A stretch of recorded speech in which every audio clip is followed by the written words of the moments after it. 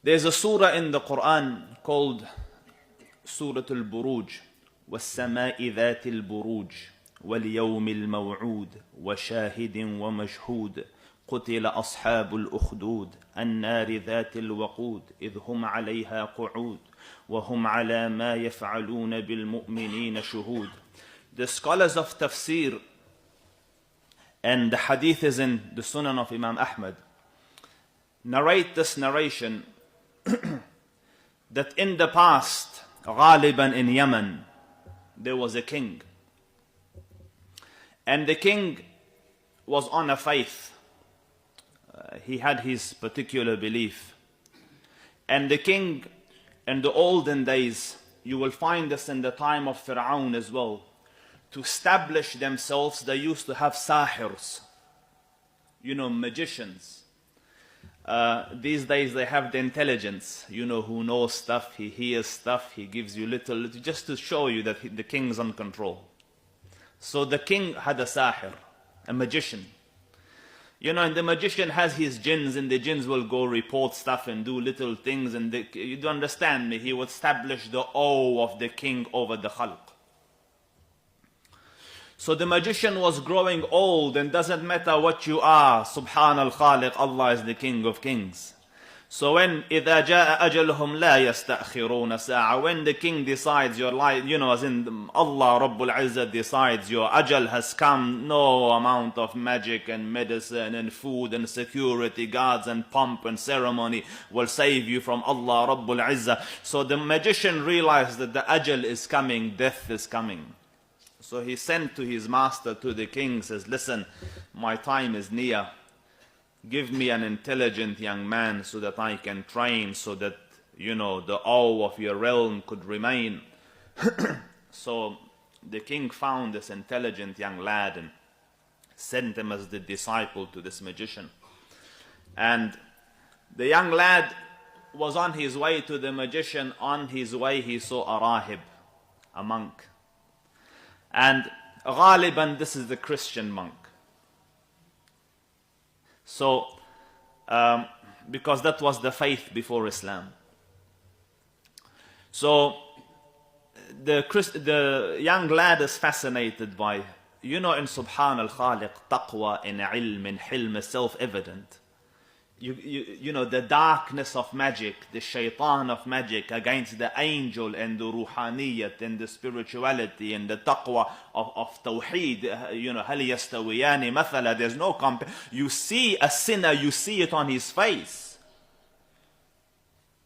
So he's attracted to the rahib, to the piety, because the fitrah is attracted to tawheed.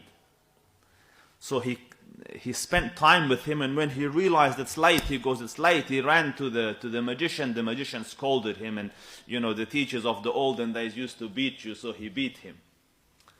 And he came back to the rahib. He said, and when he went home at night, his parents beat him too. Ya lal musiba. Because the magician, why are you late? The family, why are you late?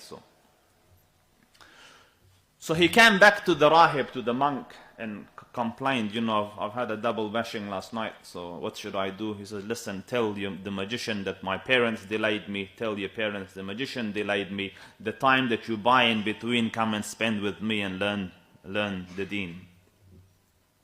So he stood in this, learning the magic, subhanallah, and learning the deen. It's two very extremes, yeah, shaitan and subhan al-Khaliq, like misguidance and guidance together.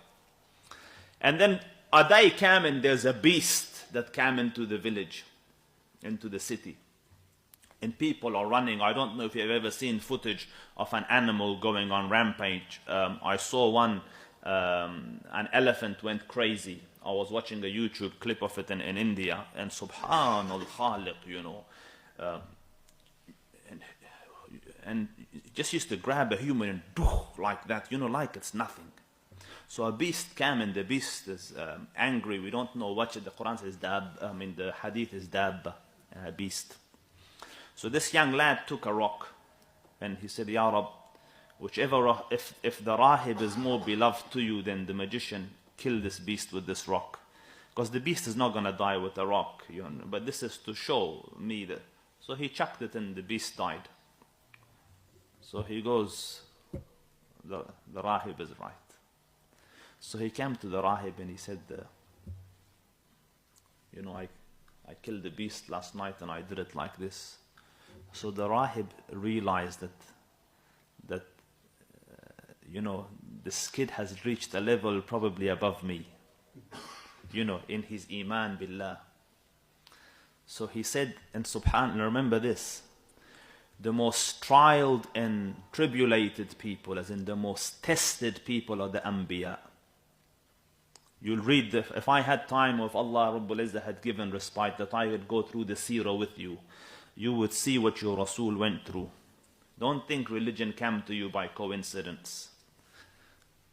The Rasul alayhi afdalu salatu wa tammu taslim, they say we saw him, salawatu rabbi wa salamuhu alayhi, walking in the days of Hajj from tent to tent. And there was a person walking behind him, following him, and chucking stones at him.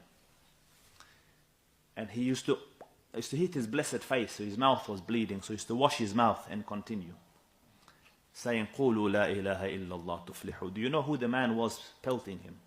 His own uncle Abu Lahab. So don't think religion came accidentally. This came by the blood, sweat and tears of the first generation. So